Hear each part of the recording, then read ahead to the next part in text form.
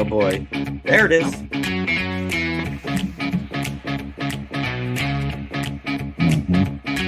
Grand entrance of hockey. Wow. And there he is. Yeah.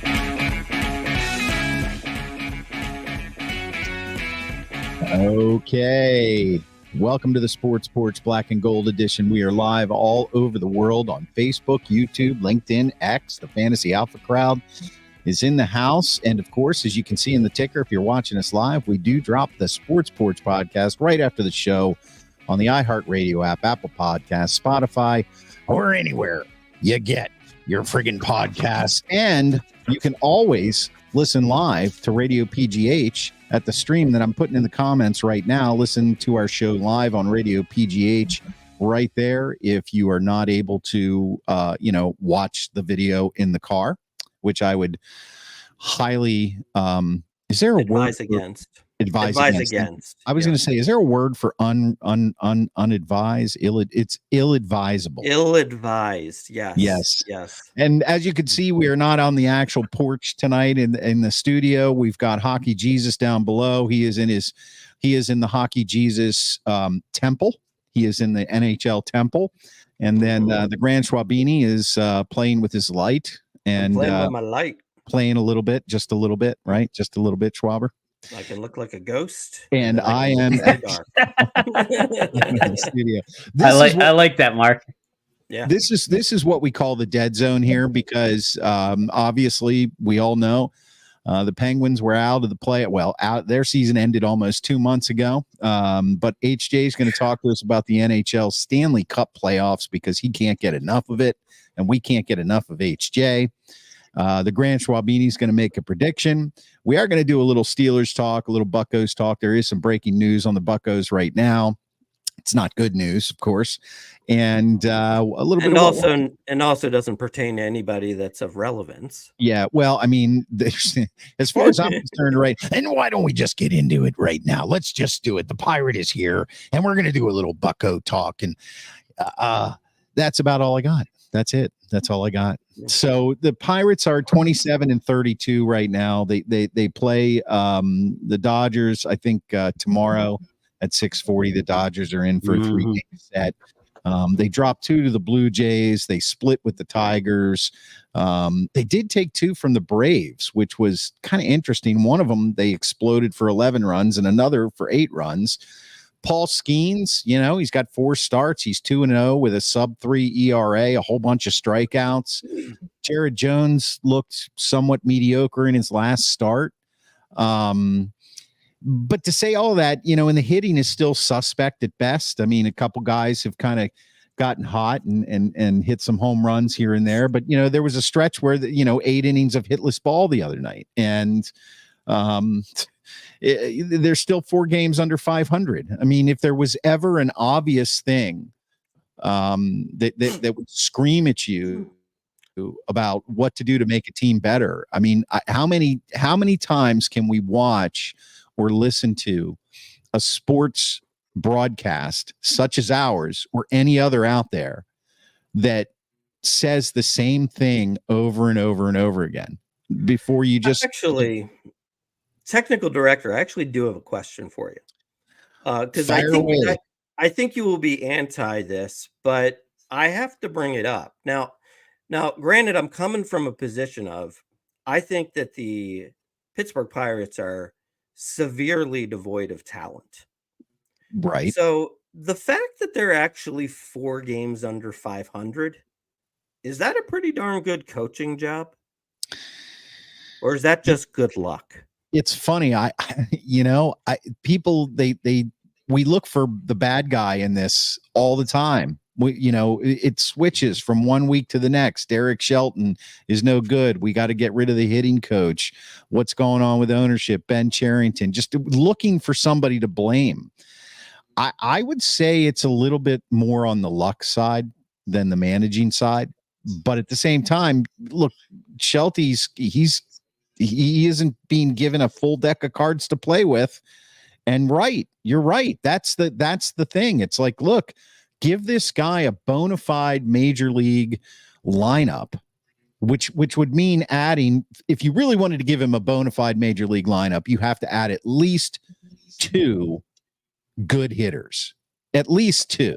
I mean, you could say 3, but I went and I looked at the Orioles lineup the other day, and they've got, you got a guy like Gunnar Henderson who's hitting a lot of home runs, 18 home runs so far this year. He was leading the major leagues. He's only batting like 254. It's not like he's hitting the cover off the ball, but he's got guys around him that are hitting better.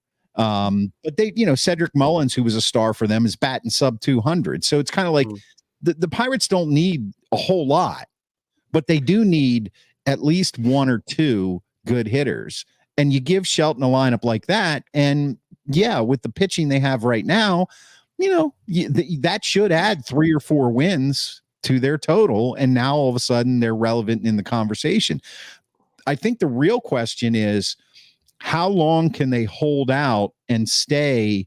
Because as much as we don't want to admit it, because of all the shit that we've thrown around about the Pirates over the last few years, more than the last few years, but they still are in the conversation as far as wins and losses goes, and relevant when it comes to the wild card.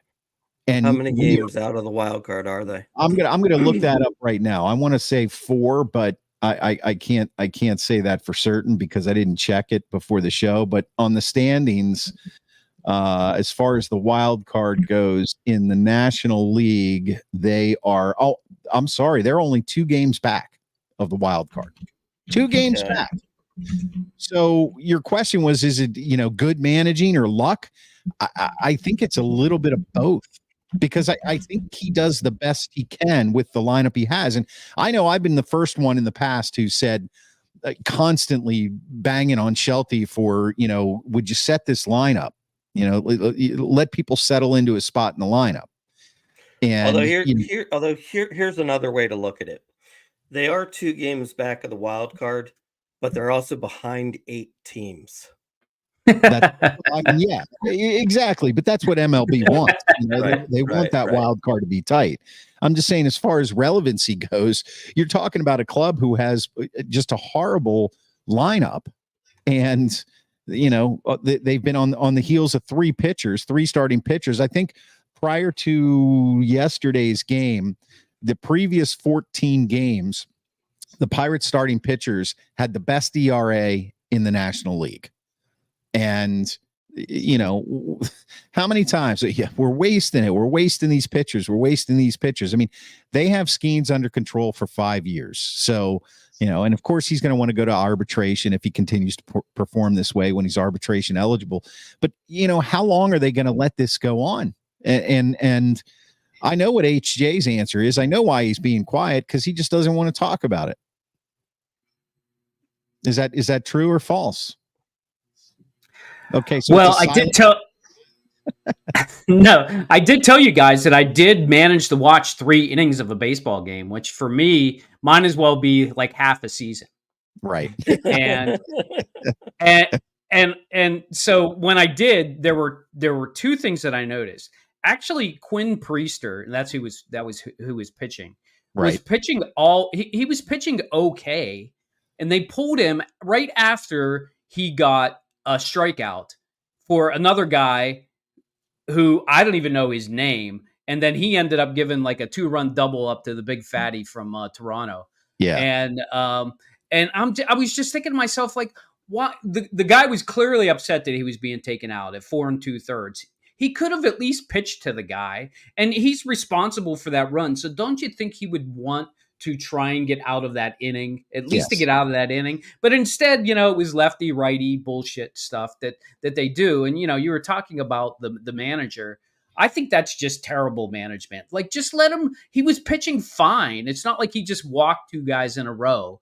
He just got a strikeout after it was like a 2-0 count, and he ended up getting a strikeout. And then the other thing I noticed on the opposite side was the hitting. I guess they had this Grant Koch or Coach. I don't even know. He's the guy that they called up to play catcher because Henry Davis can't hit. Cook. By the way, I think Cook. So I watched him bat. Absolutely clueless. Like, literally 3 strikes, he would have swung at anything, and he missed them all by a country mile, and it was just awful. And he's had 7 at bats, 6 strikeouts. So yeah, he looked clueless.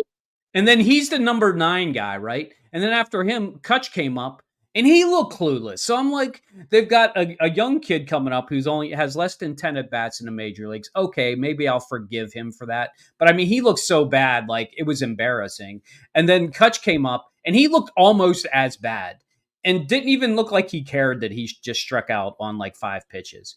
That's the problem with the Pirates. They just have so much. I think they have so much apathy on that team. There's no signature guy. That's what they need to do. They need to go out and get a signature guy, a guy who's going to rally, that people are going to want to play for, because they clearly have the pitching now. I mean, when Quinn Priester pitches okay, and what's his name that we signed last year, like his last 40-some outings, he's given you 5 innings every time.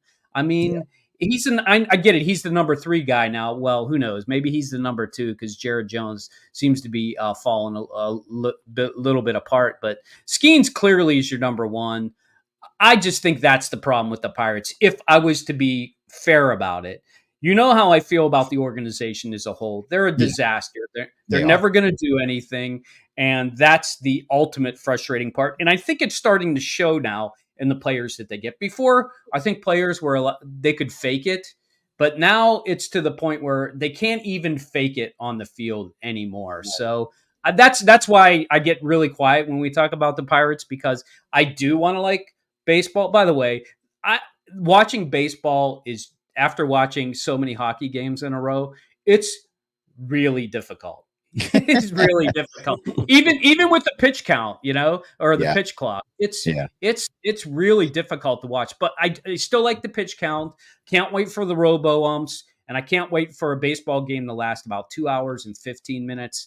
And I'll be back, because by that time, hopefully, we'll be under new ownership. Yeah, well, I don't see that happening, but I think you're right when you talk about the managing of the pitching staff. And that's been a knock on Shelty for years, especially the last couple of years. He always seems to pull guys out just at the wrong time.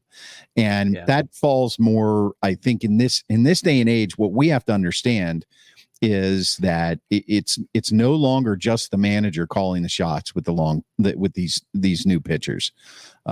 You've got the general manager and ownership saying things. They're using metrics and analytics, and they're falling down on that. And I agree. I think all 3 of us agree. You're right. Priester was responsible for the guy.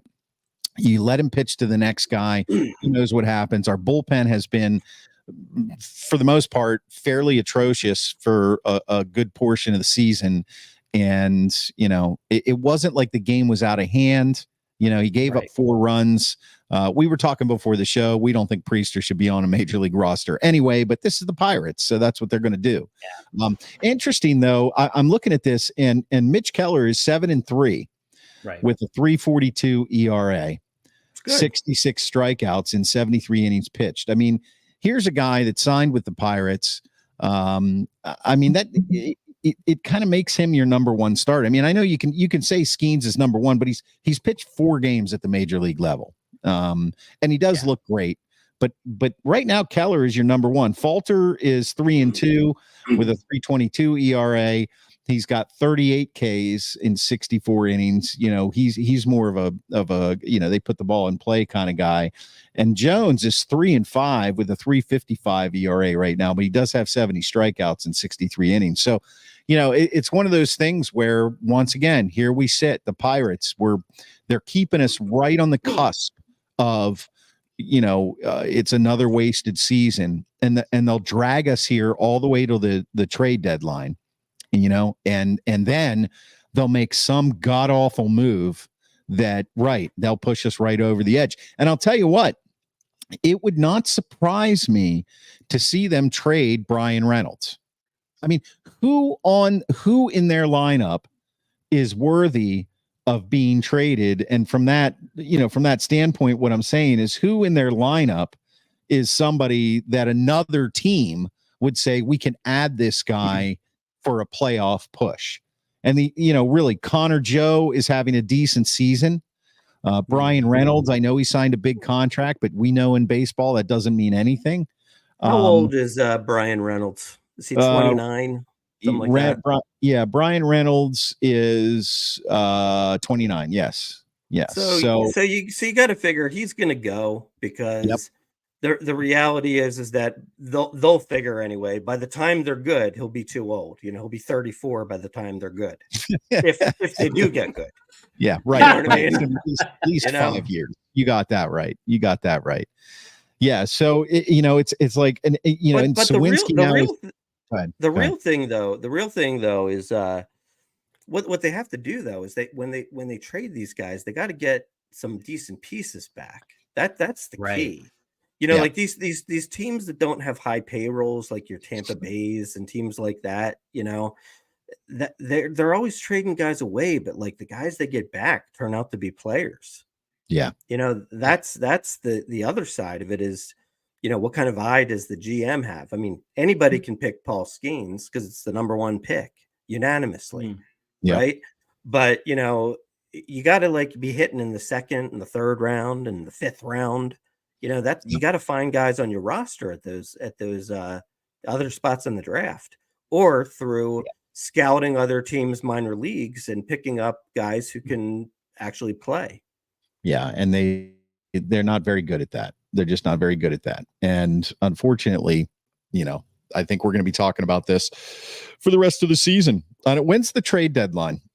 That's in late August or early September? I think it's July 31st, I think. Oh, God. Yeah, that's right. July 31st. Oh, well, only about, 57 more days until we have some real exciting Pirates news, unless they rattle off 10 straight wins, which I find highly unlikely. But in true Pirates fashion, the Dodgers are coming in for 3. Watch them take 2 or 3 from the Dodgers. I mean, how does that happen? So it happens because the Dodgers take the Pirates lightly. Yes. And they decide to sit some of their best players to give them a day off. That's exactly. We've talked about this. That's what happens. Yep. And as a final insult, Tucapito Marcano is being investigated now for actually betting on Pirates games last year while he was on the IL. And if he's found guilty or if they find proof of it, then he will probably be banned from baseball for life. I mean, all I can say is, how stupid are these guys? You got to use the Ohtani offense. You got to say, I did it, for my manager, or my handler. Yeah. Like he makes that kind of money. You know what I mean? Like, who's he going to blame it on? He should have hired a translator. Then everything would have been fine. Yeah. Right. All right. Let's move on to something more entertaining, which is actually maybe even less entertaining. Let's talk about the Steelers and OTAs. Of course, there's some NFL news. Let's talk about this in relation to the Steelers. Okay. But I think it's actually a bigger thing for the entire league. Okay? All right. How ridiculous is it that there's so many people doing what we're doing, and all they can do during the off season, the dead period, all they can do is just spit something out to make up some stupid rumor that's totally not true. Like, do you know what I saw on the ticker today? Yeah. Could it be that the Steelers would use a 2-quarterback system? Now, every single time I've heard anybody with any credibility talk about the Steelers, they say Russell Wilson is the starting quarterback, period. Right. You know what I mean? But some Yahoo just decides to be like, well, there's nothing to talk about, so I should probably let's get a quarterback controvery going, and maybe people will click and listen. That's called clickbait. Yeah. And actually, look, they succeeded. I'm talking about it. That's right. See?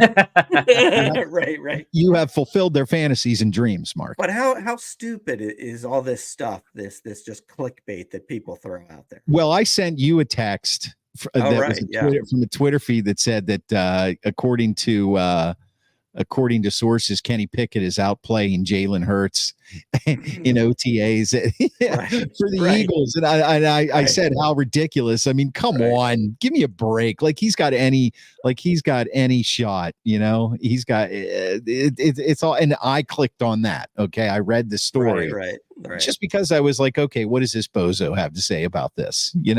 And it's like, it's ridiculous. I agree. I mean, I see stuff all the time that says, so-and-so is going to be traded to the Steelers, this wide receiver or that guy or this guy.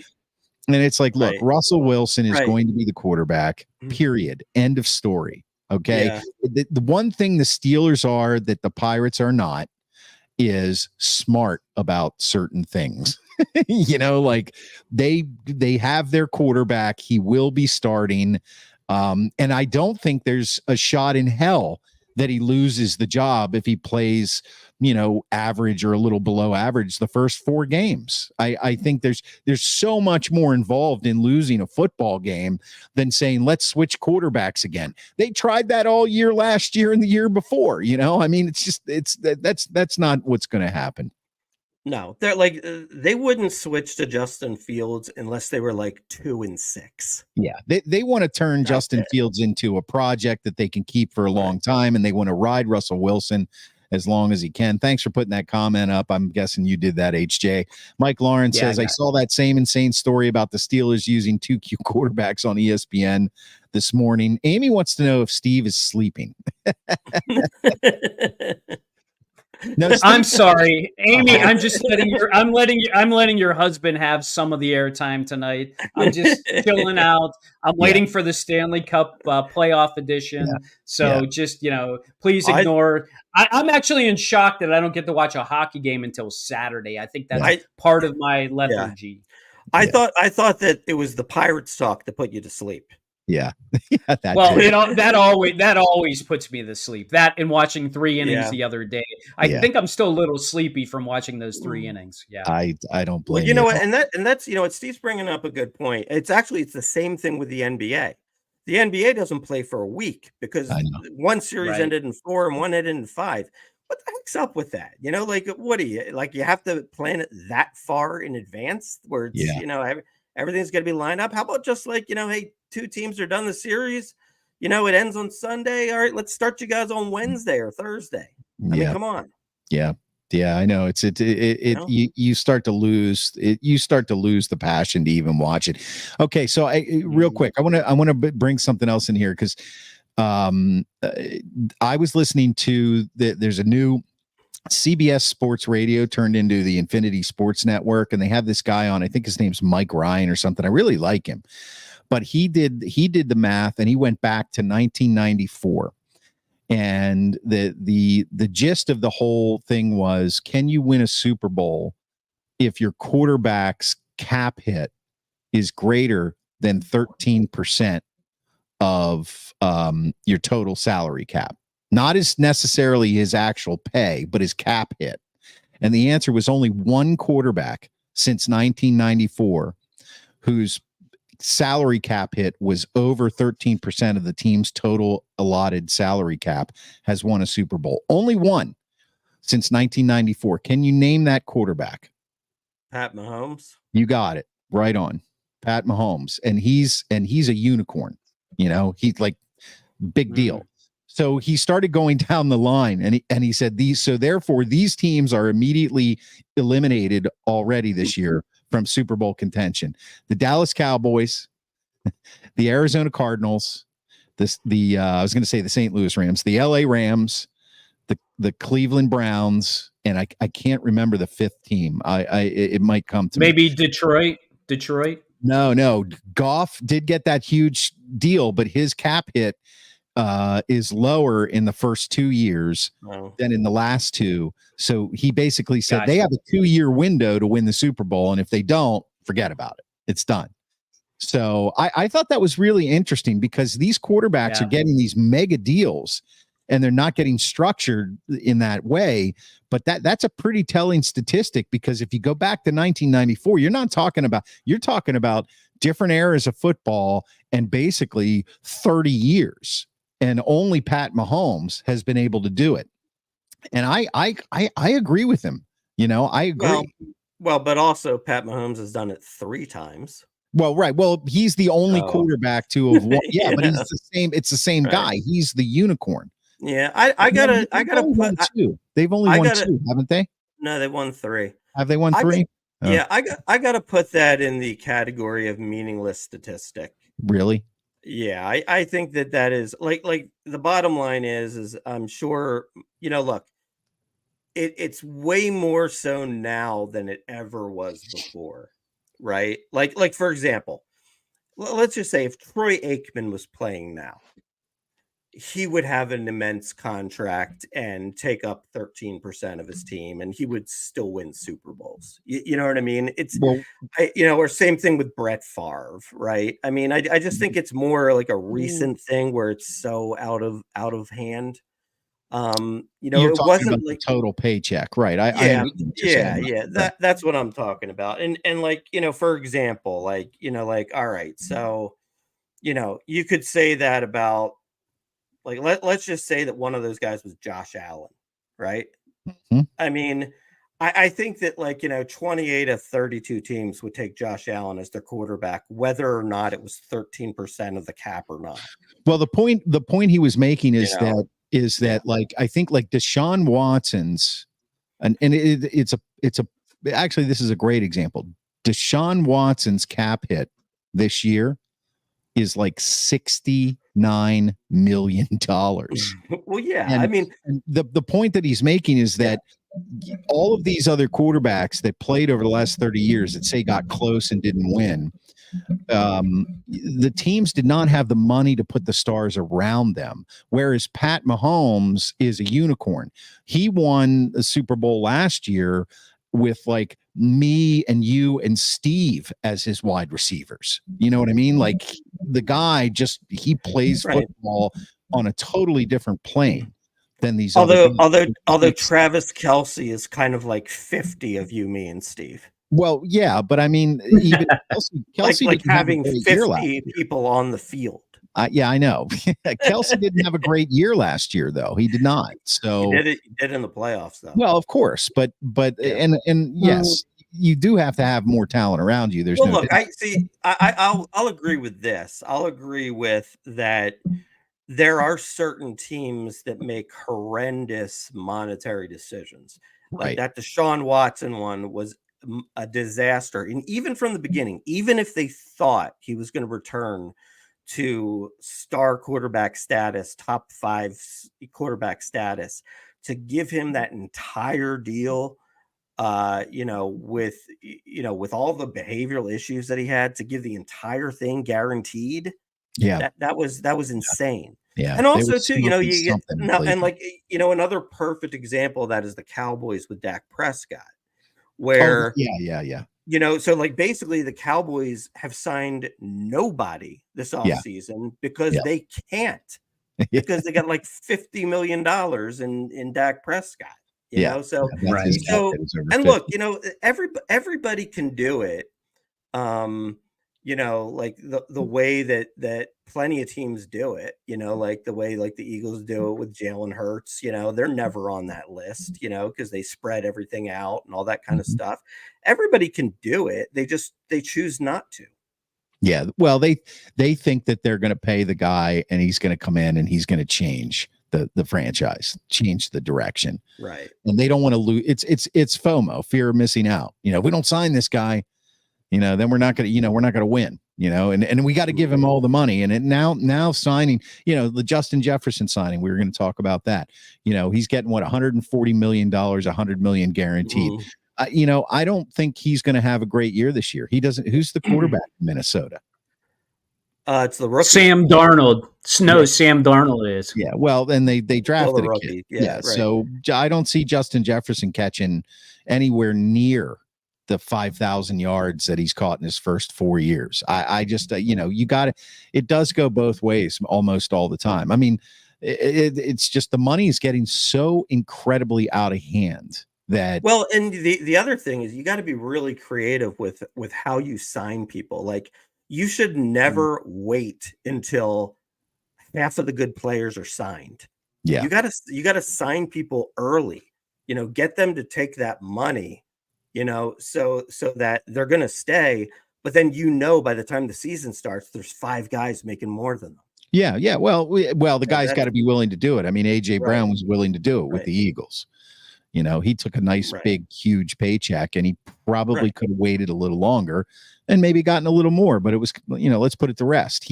He's got the I want to get paid, but I also want to win mentality. Justin Jefferson doesn't have the I want to win mentality. He wants to win the one-on-one matchups to get his paycheck, but he doesn't really care about a Super Bowl ring. If he really did, he wouldn't have signed with the Vikings. Well, see, I would disagree. I think that this contract he signed for the contract, and then the next contract he'll sign to go to somebody to win. Yeah, that's probably what it comes down to. Now, one last thing on this general NFL carousel we're talking about here. I did see something that I did not get a chance to send over to you, Schwaber, and I wanted to stick it into the Grand Schwabini a little bit. Something online where they said Saquon Barkley fleeced the Eagles. He only rushed for 1,000 yards in 3 of his 6 seasons with the Giants. And how do you feel about that? Or do you think that Saquon Barkley is going to he's the answer at running back? Well, I don't necessarily think he's the answer, but what I think is that he goes from a team that had no quarterback, no receivers, no offensive line, where the entire defensive philosophy was how do we stop Saquon Barkley? And now he's got a good quarterback, good receivers, and a good offensive line. I think things are looking up for him. Yeah, but he's in his 7th year in the league, man. He's lasted longer than a lot of running backs. Yeah, well, he also doesn't have a lot of tread on the tires either, because he missed a year with an ACL, and I think the bottom line is that he'll be good. I don't think he's going to be. He's not going to rush for like 2,000 yards or anything. No, but will he? I think what they want for him to do is they want him to rush for 1,100 yards and catch 50 balls. And I think if he stays healthy, he'll do that. Yeah. Yeah. I mean, I actually think it was a good signing for the Eagles. I just thought that was interesting. It was another one of those things where it's like, let me put up something stupid and you click on it. And I fell for it again. Right. I like, it's one of those high risk, high reward type signings. You can look at it from the standpoint of, he's got an injury history, maybe he'll do nothing for them. Or you can look at it as, oh, wow, this guy basically had nothing working for him. Now that he has everything working for him, he's going to be great. Kind of like when the Steelers got Jerome Bettis. Yeah. Yeah. That was a pleasant surprise. No, that's actually not the same, because they got Bettis in his second contract. That's true. The Eagles got Barkley at the end of his career. Don't get me wrong. I like Barkley, and I think he's got staying power. But I don't think you can expect him to do more than 1,200 yards receiving or rushing and 500 yards receiving. And I think that's a good year for him. And I think that's all they're looking to get from him, because they have other weapons. They have other weapons. Yeah. Well, and I think it does solidify that running back position for the Eagles. But yes, I think they definitely overpaid. But here's the reality. They can afford to overpay because they're smart in what they do otherwise. Like, look at the Steelers. Like, how how money the Steelers have tied up in three defense guys? That would be TJ, Cam, and Minka. Do you know how much money? $50 million. It's like $50 million. Well, and you and didn't Highsmith just get a big contract too?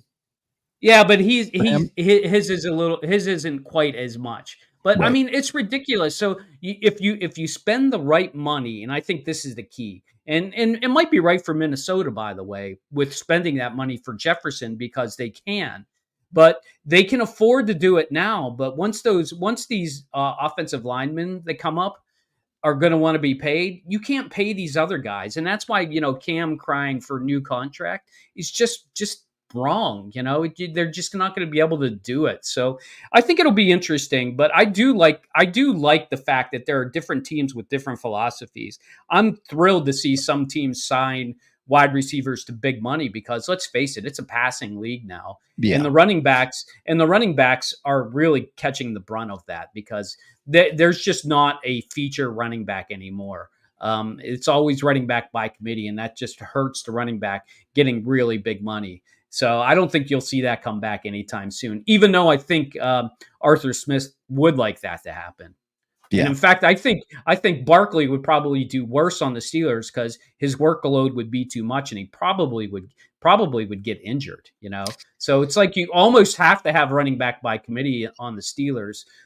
So just my 2 cents on the whole NFL front. Most teams are running back by committee now at this point.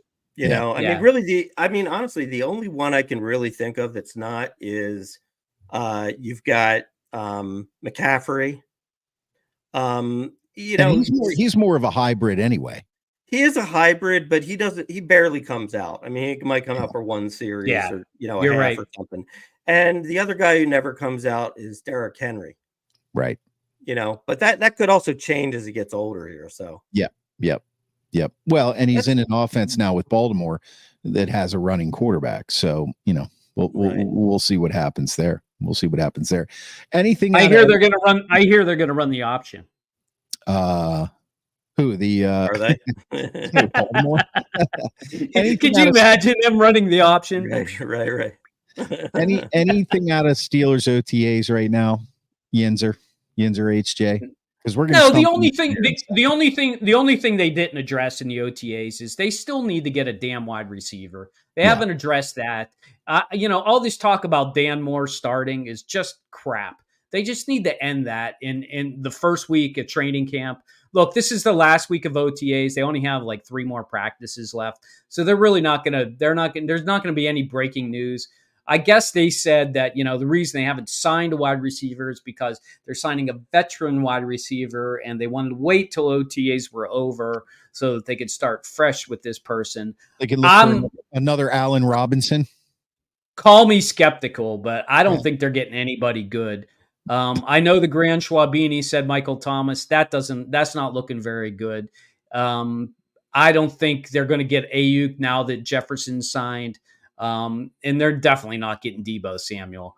So I don't know where they go from here, to be honest with you. I mean, it's frustrating to me because I think that's the one position they needed to lock down. Hopefully they do it here before training camp starts. I hope they don't go looking in the dumpster for people who get cut and shit like that, because it's too little too late. And, we've got a whole new offense, so they got to learn it. I guess the only thing you could say is in Arthur Smith's offense, the tight end is on the field a lot. So I guess it's possible that Freiermuth and what's his face? Darnell Washington. Yeah, the 7-foot Darnell Washington are on the field more than they should be. I really do. I want to see that guy barreling down the field and just throwing people aside. He was underused. We did also just get past June 1st. So usually with June 1st cuts that, creates more cap room. So maybe they will do something at the receiver position with some more room. Yeah. Well, maybe it's possible. We got to wait until that happens. All right. This is time for Stump the Yinzer. This is we're not doing our Trader Joe's segment tonight because we are in different locations. So tonight's Stump the Yinzer question is football related. And you know what? Listen, I created Stump the Yinzer. The questions I ask are my questions. Steve, you're wearing a Yinzer shirt. Okay, I'm asking questions that a real Yinzer would know. I don't care if you know it or not. If you don't know it, then you'll have to settle this with your family because they're all a bunch of Yinzers for real, and we know that. Oh yeah, Susan's a real Yinzer. No, I mean your biological family. Oh, well, yeah, you got that right. Where did Tony Dorsett go to high school? Where did and it's in the Pittsburgh area. I should know that. Yeah. You should know that. I know it. I got it. I know what it is. Looked it up. Hopewell. Yes. No. Hopewell. You are a Yinzer. You are. Yeah. You wear the shirt proudly. Yes. Wrong CD. Sorry. Yeah. What did CD say? Quips. Although that's what I was thinking, but I was like, no, it was the Quips rival at the time. Yeah. Oh, okay. Now you've impressed me. You have absolutely impressed me. Okay. Shall we go on to the Grand Schwabini making a prediction, and then we go on to Hockey Jesus. Okay. So the Grand Schwabini is going to make. You got to rub the lamp for him, Chris. You got to rub the lamp for him. Rub the lamp for me. Can you feel it, Mark? Can you feel me rubbing the lamp, Grand Schwabini? Can you feel it? Now, what happens when I open the cap? What comes out of the spout when I open the cap? Only I know. And only I know, and I will tell all. I foresee the future, and I am looking at the NBA playoffs. We have the Dallas Mavericks going up against the Boston Celtics. And I am going to tell you, there's going to be a surprise. It's going to be the Dallas Mavericks in 6 because Jason Tatum is a choker and Luka Doncic is only less than the Joker. And and Kyrie Irving has turned things around and realized that the earth is round. and now the round ball is going through the hoop. Okay. So it will be the Mavs, and Mark Cuban does it again with not much of a team. Well, hey, you know what I think is funny is they're talking about the NBA. So the Grand Schwabini is predicting the Dallas Mavericks will win in 6. I think there's a little bias in there just because there is. It is true that I do not like the Celtics. However, I will say the Celtics did have quite an easy path to the finals. They did. I just think that the Mavs are a little bit more battle tested. And if I look at the Mavs, I look at a guy like Kyrie, who's got the experience of hitting a game-winning shot, in a finals when he was playing with LeBron. And I look at a guy like Luka, who to me is, a top 3 player in the NBA. It's probably Joker, Giannis, and Luka, I would say, are your top 3. So I just sort of feel like the Mavs are, not that Jason Tatum and Brown or anything, it's not that they're not special too, but I don't feel like either one of them is on the level of a Luka or a Kyrie. You're talking a little different than Jody Mack on Infinity Sports Network. He's got it in the reverse, but he made a good point. And you were kind of making that point, Schwaber. He said that if you just take their superstars, you need superstars to win in the NBA. Right. So you've got Tatum and Brown on the Celtics, and then you've got Luka and Giannis on the Mavs. If you just take those two in the equation, the Luka and Kyrie, Luka and Kyrie Irving on the Mavs. If you just take those two versus Tatum and Brown, he thinks the Irving and Luka matchup is a little better. But then you've got to take the whole team into account, and Boston has a much better well-rounded team with a bench. So you throw that on top, and he thinks it's going to be the other way around. He thinks it's going to be the Celtics in 5, maybe 6. But the other factor involved here too is this also is a real choking Celtics team. I mean, I think they've been in. Have they been in 2 of the last 3 finals, and this is the third one? Yeah, this is like 3 out of 4 or something. Yeah. And they haven't won. Yeah. And one thing I can tell you, I actually really like Jaylen Brown's game. But Tatum's the guy for me that I just don't think he's that next level superstar. He has these games where he just shoots like 1 for 10 to through the third quarter, and I'm just like, come on, like this is not This is not a top 5 NBA player. He's just really good player. He's just a really good player. Yeah, they like to coast. That's what happens. And then he'll coast through a quarter. So last thing on the NBA, which I think is pretty incredible, is I saw a piece where they were going down of course the scuttlebutt right now is who's going to draft Bronny in the top 10. Right.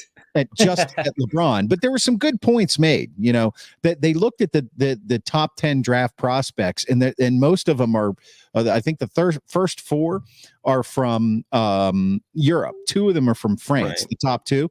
And the guy I was listening to said, okay, let's get this straight. You want to take this guy, number 1, he's from France. I don't know what league he played in last year, but he averaged 10.2 points a game and 3.7 rebounds. And he's the number 1 rated prospect for the NABA draft versus you draft Bronny and you get LeBron, who averaged 25 points and like 13 rebounds. Right. What's the problem? What's the problem? Take Bronny James. Right. Or the other way of looking at it is, let's say you want to trade for a superstar that wants a new deal. So let's say, take Jimmy Butler for an example. Okay. So if you trade for Jimmy Butler, you got to give up 3 number 1 picks. Right. Whereas if you draft Bronny James, you basically give up 1 first-round pick. Right. And LeBron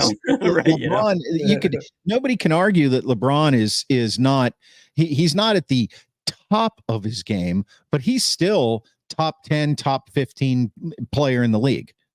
So adding him and Bronny versus adding some weird guy from France who in a league that's not the NBA averages 10 points a game. I mean, to me, it's a no-brainer. I mean, if you're like Memphis, or somebody who's kind of on the cusp, that's what you do.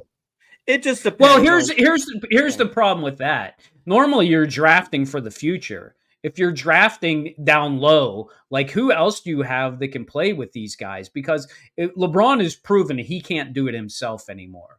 So what you're hoping is by getting LeBron James, then somewhere down the line, later in the season, you'll be able to pick up somebody else. But you still have to be relevant between then and now. And that's the hard part. The other thing is, how ridiculous is it that we're talking about Bronny James, who is garbage in the NCAA, and now he's going to be potentially a number 1 pick only because his dad plays. I mean, how ridiculous is it that the NBA has suddenly become such a place for nepotism that this is what is happening? To me, it's just mind-boggling. Welcome to America. Seriously, welcome to America. That's the way it works. I thought we were in France. Yeah. Honestly, I don't care what anybody says. I'd like to be in France or Italy right now, to be honest with you. I feel like it's safer over there. Okay.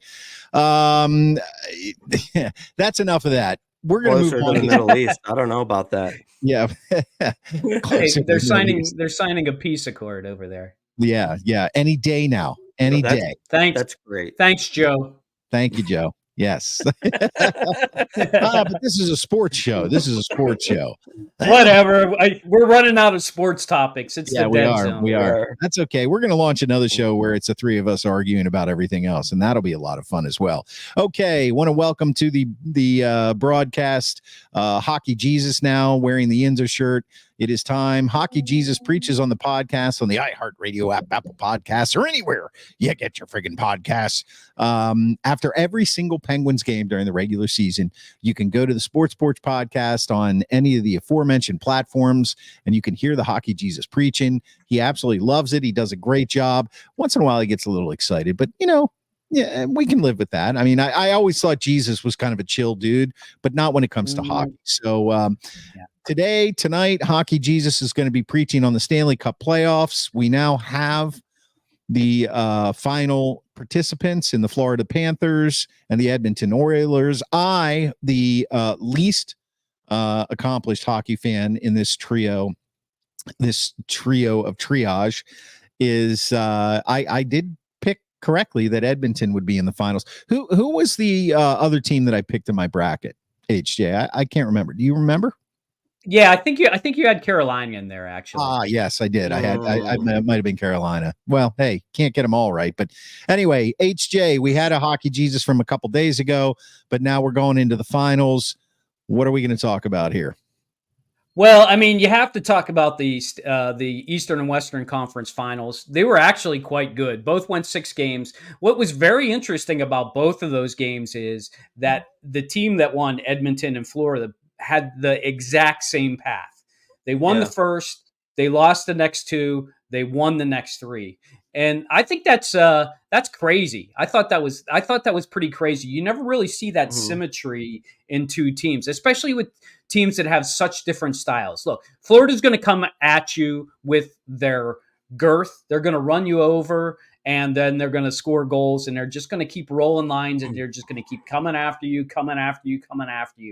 The Edmonton Oilers. Define girth. Girth. Yes. Girth is guys like Tkachuk who can run you over, get the puck, do a spinorama, and shoot it right on goal. Exactly where it needs to be. Mike Lawrence, and I was going to make a girth comment too, but it wasn't going to be defined girth. Anyway, Mike Lawrence wants to know, did Hockey Jesus have a huge party when the Rangers got eliminated? Yes, Mike, I absolutely did, as did the rest of the world. I think everybody's happy that the New York Rangers are stuck with that 1994 mantra. You know, we're going on 30 years now with them winning a Stanley Cup, and that's just glorious. The only thing that makes it more glorious than that is the Philadelphia Flyers with their 50th year coming up very, very soon without winning the Cup. So, I mean, you just got to love these teams in the East that haven't won the Cup in so long. And honestly, the way they lost it too was just brilliant. The tide will turn, my friend. Yes. Oh yeah, it will, no doubt. I mean, they've been in what? It's like 7 Stanley Cups since then, and they went over 7 or something like that. Moses will part the seas. We need the Philadelphia Moses.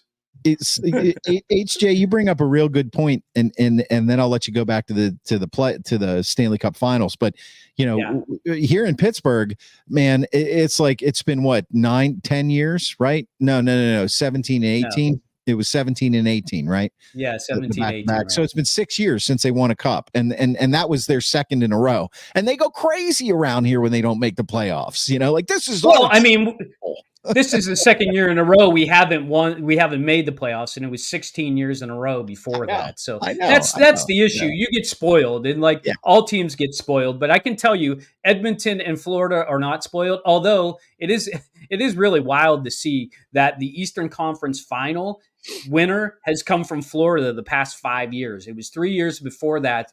The Lightning won, and now 2 years in a row Florida won. So I don't know that the Eastern Conference final is ever going to not be in Florida. It seems like those teams down there are so talented. Although and hockey is so popular in Florida. So. Yeah, because everybody's ice skating in Florida. Yeah. Here's another tidbit for you. In the Stanley Cup Finals, Edmonton is the northernmost city, and Florida is the southernmost city. So you couldn't be further apart in a series for a Stanley Cup Finals. I heard that today. I thought that was pretty interesting. But here's the deal. Edmonton plays a fast game. They want to score quick. They want to score in a row. So they want to score like 3 goals in a row. They want to keep the momentum because you never know when Skinner is just going to melt down. And if Edmonton loses, it will be because Skinner just has too many meltdowns. And if Florida wins, I think Florida's going to have to go 6 or 7 to win, because I truly believe that the talent of Edmonton and McDavid being in the finals for the first time, I believe the team with the best talent almost always wins the Stanley Cup. I've got proof of that, but I'm not going to go over that today. I'm going to save that. You got to check out my show if you want to hear what I got to say about that. But the reality is I'm going with Edmonton. I think talent wins over girth. And I'm taking Edmonton to win. I actually think that Edmonton's probably going to have to win in 5 if they're going to win, because I believe that if Florida gets to their game, I think Edmonton they'll lose the momentum. That's what happened with Dallas. Dallas was on their game, and then once Florida took over, they just couldn't come back. They were just done. It was like they were just like decimated. It was like bodies everywhere, and they just didn't know how to score anymore. And that's what Florida does to you. Over the long haul, they will beat you.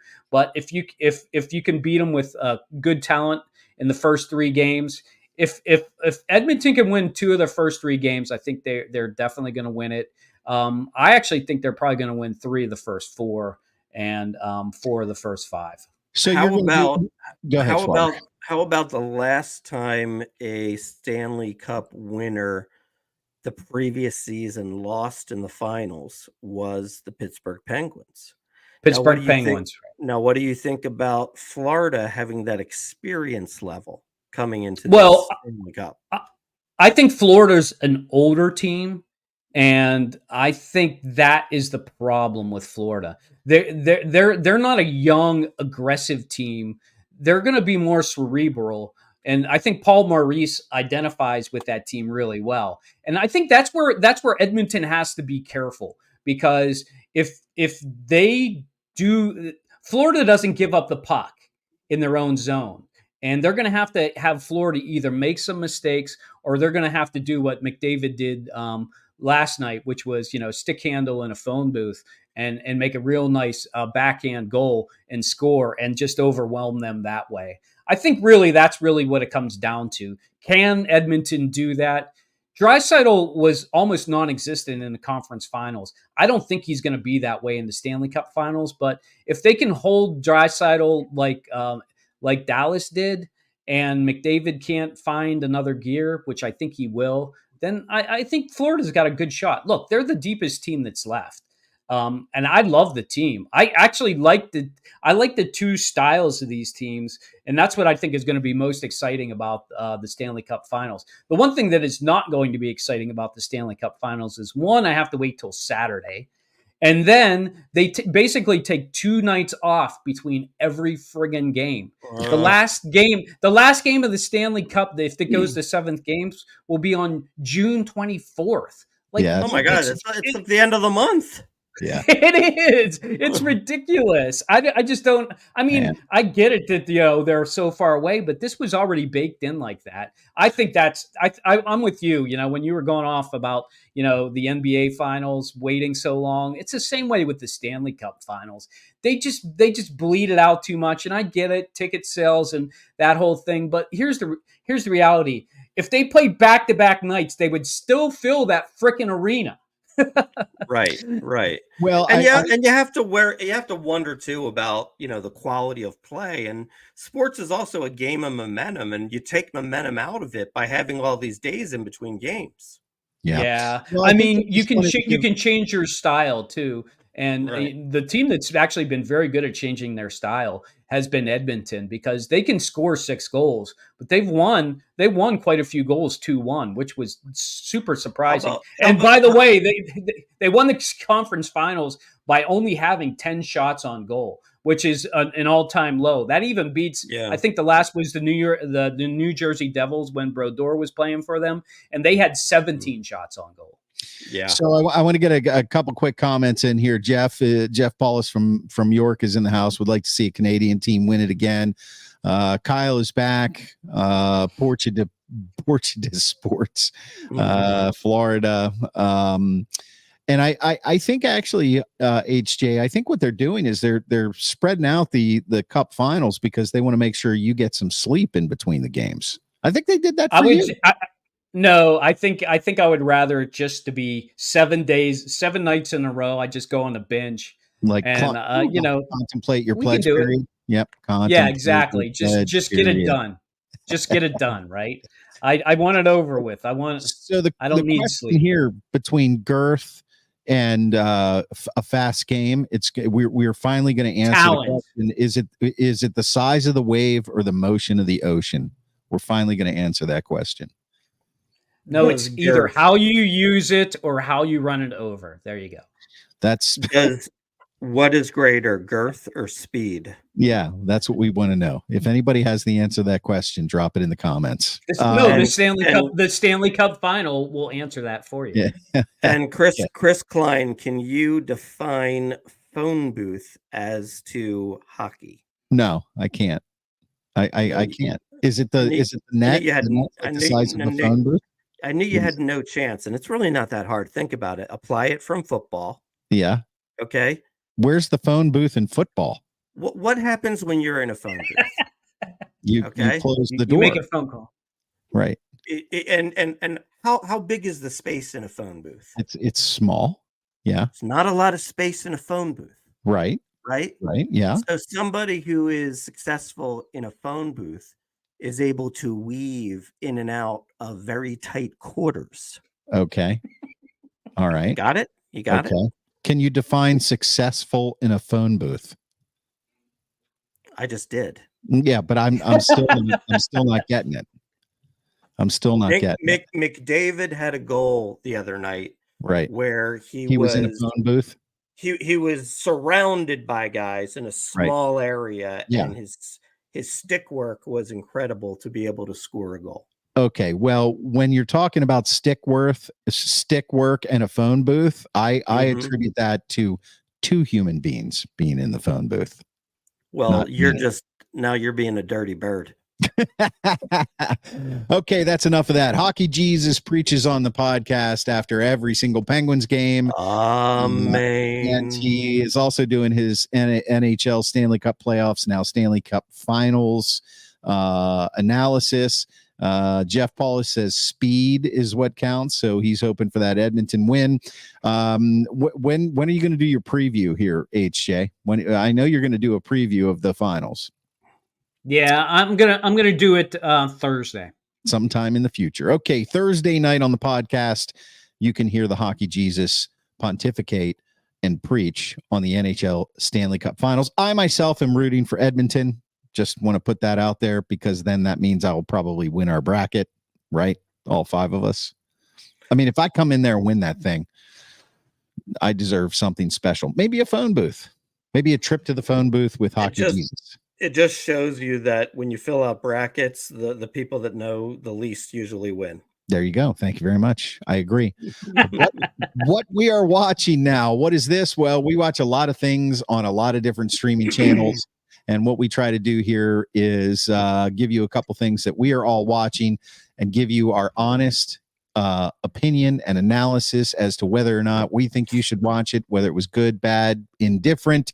The one qualification is that we finish the season. Well, if it's a show that has multiple seasons, we finish the season, or we finish the show, or we finish the movie. This week, I will start with the Grand Schwabini. The Grand Schwabini is currently watching. What is this channel? What channel is this on? This is on Hulu. He is watching Wu-Tang, an American Saga, 3 seasons. Completed it. Now, what I want to know from you, Chris Klein, is do you know who Wu-Tang is? They're like a music group, right? Like a rap group or something. Yeah. Okay. How about that? Yep. You knew that. Yep. Interesting. Can you name a song? No. Absolutely not. If one came on the radio, would you recognize it? Absolutely not. Absolutely not. It's a shame. It is sad. A shame. Look, I stopped listening to music in 1999. Okay, let's just. I know.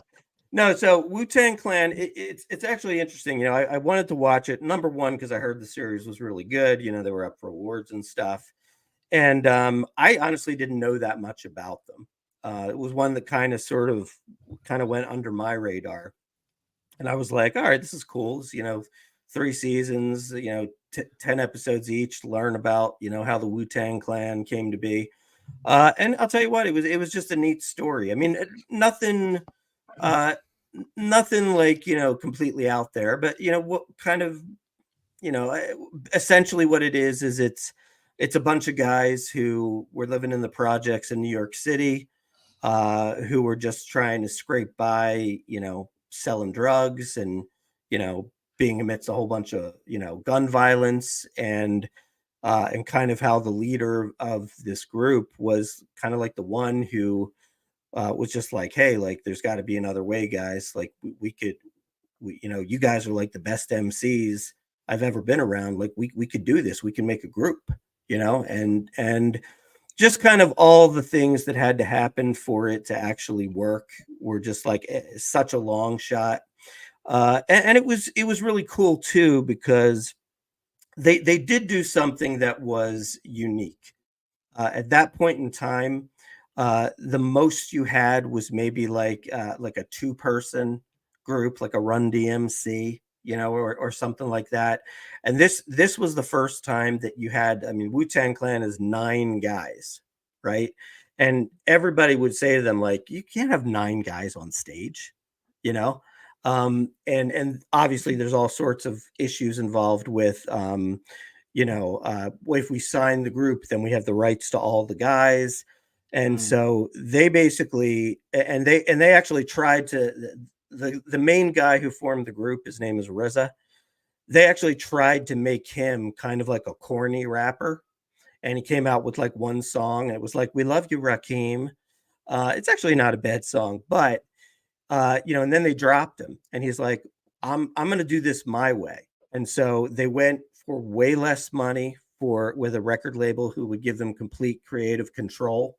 And they started their own record company, and they did what they wanted, and they sort of bullied their way into performances, and became just like a huge, gigantic success. Probably one of the biggest successes in rap history. So you would say it's a watch? I would say it's a watch. I don't know if you would like it if you don't like rap. Right. But interestingly enough, I mean, it's 3 seasons, and they actually don't even make it until like the end of the 2nd season.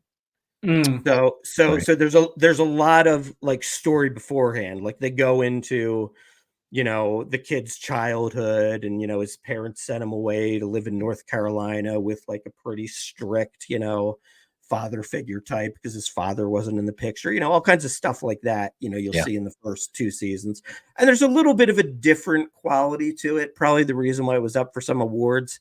Some of it was really good. Some of it was a little bit, I thought a bit much at times, where they would sort of like take an episode and they would almost like apply almost like a mini movie to explain an episode. Right. Like, so Wu-Tang is a series of kung fu movies that all these kids loved watching together. And so like they would do like, an episode where it's just like they're like sort of acting out like what happens in that kung fu episode. So it's kind of neat, but it's also one or two of them weren't great, but some of them were great. So it reminds me a little bit of our story. There's a guy who's looking around and he's saying, you know what, there's a better way to do this. You two guys are you guys are like the best assholes I've ever met in my life. And like, we can do this better. We can do a show better. That's right. And we've all had our own, minus the gun violence, right. But maybe not the criminal activity. Well, there was some and the rapping. Yeah. Not well, there really was Schwaber raps. I've rapped. And there's and remember, Chuck was held up by shotgun. Yeah, true. So yeah, but he's not part of the clan. He's not part of the Sports Porch clan. Well, but part of the Wu-Tang Clan is it's all your boys. So he was one of our boys. So that's right. He's in. He's in. Here it is. Maybe by season 17 or 18, we'll make it big too. Yeah. And the one thing that I do remember about Wu-Tang, the only thing that I really truly knew, now I knew who the Wu-Tang Clan was, and I knew they were a rap group, but I'd never listened to their music. But Martin Shkreli, do you recognize that name? Okay. It does sound familiar. Martin Shkreli was a guy that bought a drug company and basically jacked the price of the drug by 1,000 times to become a billionaire. And then he went to prison, and he bought like the original Wu-Tang platinum album. Like he paid like millions of dollars for it because he was a big Wu-Tang Clan guy. And they did a whole documentary on Martin Shkreli. I think his name was Martin Shkreli. I know his last name was Shkreli. This is about 5-6 years ago. So the Grand Schwabini, Wu-Tang, an American Saga on Hulu. He likes it. HJ, you are watching. You are watching. I wanted to watch this, and I haven't watched it yet, so I'm interested in hearing about it. Dancing. Well, let me tell you about it. It's called Dancing for the Devil. It's on Netflix. It just dropped last week. It's It can be a little disturbing, actually, and the fact that the saga is still kind of going on is a little bit disturbing. But it's basically about two sisters, Miranda and Melanie, the Wilkins sisters. I guess they got their fame on YouTube through dancing. They do all TikTok. those I think it's TikTok dancing, TikTok. Yeah. right? You know, where it's like pairs are Right. dancing like this, and they Mhm, go like mhm. that, Right, and they right. like go like that, and they got Mhm. real famous. And then they ended up meeting up with some other dancers. Well, I guess one of these other dancers belonged to the Shekinah Church, and Ooh. Robert Shin was a guy in the Shekinah Church.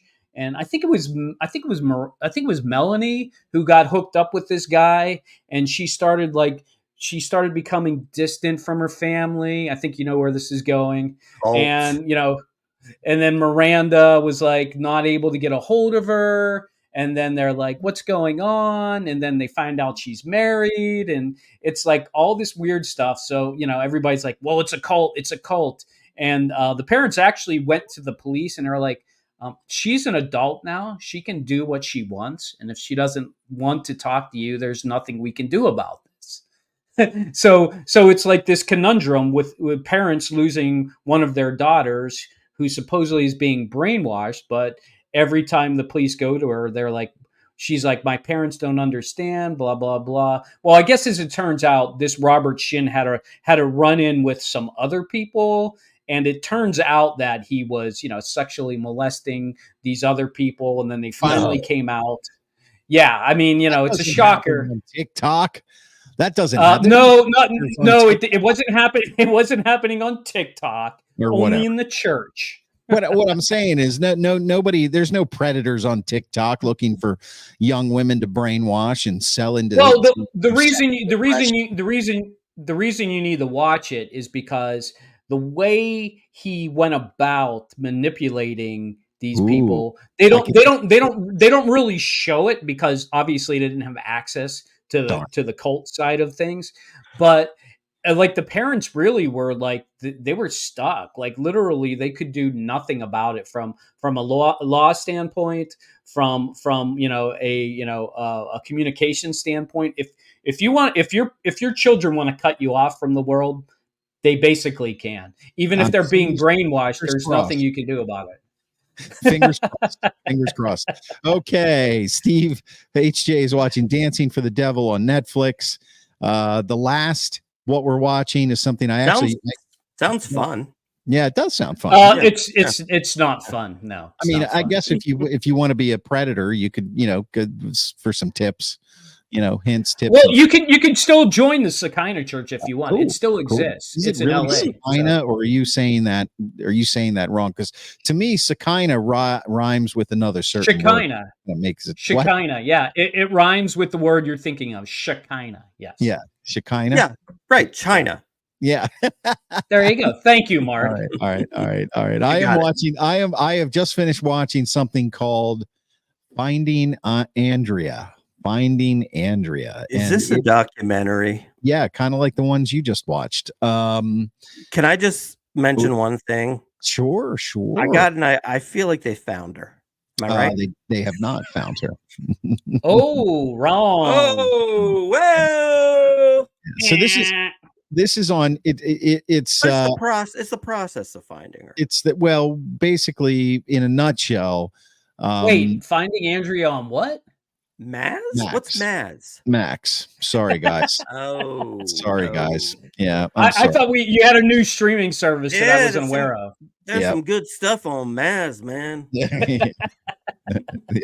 The technical director is not with it completely tonight. Finding Andrea on Max.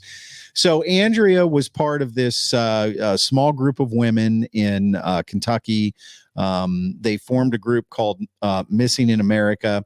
And what they did is when a family or friends had a loved one go missing and they didn't think that the police were doing enough, this group of women would get involved and they would do their own kinds of investigations and go out on the street and do all this stuff. And they also had a private investigator who became part of their group, who was this dude. And then all of a sudden, one day, one of the group, Andrea, goes missing. Oh, and then what it does is it reveals the inner workings of this group, because there's personalities and egos and feelings involved. And dare I say, it's a group of women, and we all know that, emotions run high. Careful. Yes. What? Careful. Well, you know what I'm saying. You know exactly what I'm saying. I mean, it's just you've got a lot of emotions running high, and so they start pointing the finger. Go ahead. I don't know what you're saying. You don't? Well, you just haven't. Spell it out. Spell it out for me. Well, Mark, you haven't been around very many women in your life, anyway. So a lot of cat fights, a lot of pillow fights. There you go. Okay, cat fights and pillow fights. Yep. It's got By the way, nothing to do with girth and motion. Are you sure it's Andrea or is it Andrea? It's Andrea. That's how they say it in Kentucky. Andrea. Oh, okay. Yeah. So the bottom line here is that they start pointing the fingers in all different directions. What turns out, what looks like a very compassionate, loving person in Andrea, on the outside, who the dark side. Yes, who on the outside was helping people look for their lost loved ones. She had a lot of secrets, and there were a lot of family things going on. And there's some really twisted family stuff that's going on. And so they bring in another retired homicide detective who happens to be romantically involved with one of the other members of the group, and he starts investigating again. And there's going to be another season, and I'm not going to tell you why, and I'm not going to tell you the end, because it starts cliffhanger. Well, you told us they didn't find her, so we hope in season 2 they find her. Well, maybe they do. Maybe they think they did. I'm not going to reveal that. But here's the warning I will give you.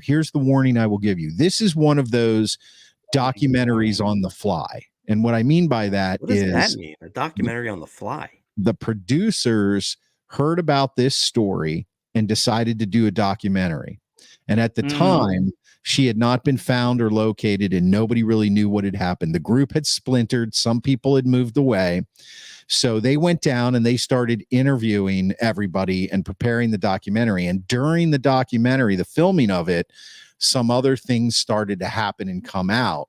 So the very first 2 episodes, they kind of drag a little bit. They almost seem repetitive, and you're just kind of on the edge of your seat. Like, okay, I've heard this.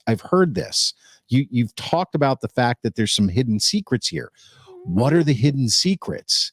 And then it's like, oh, they haven't discovered them yet. And then when you hit episode 3 and 4, then everything starts to kind of come together, all the backstory, and you're like, oh, now it's intriguing. So it's worth a watch. I'll tell you what, I love this. I'm going to write into Netflix, and I'm going to see if I can trademark this category. Max cinema. Max. Whatever.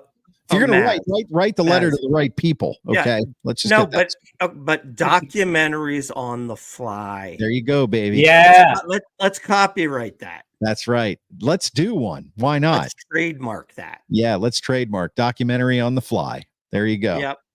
I think that's a great idea. You know what else I think is a great idea? What's that? I think it's time to start the music. Yes.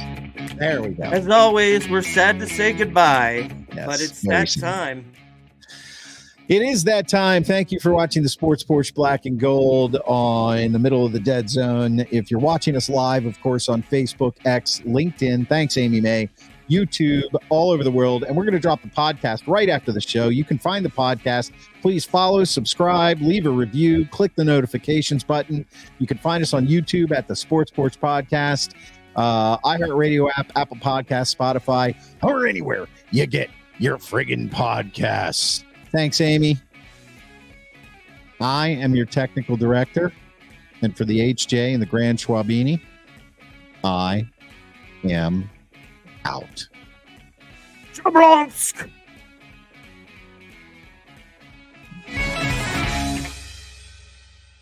Jablonsk.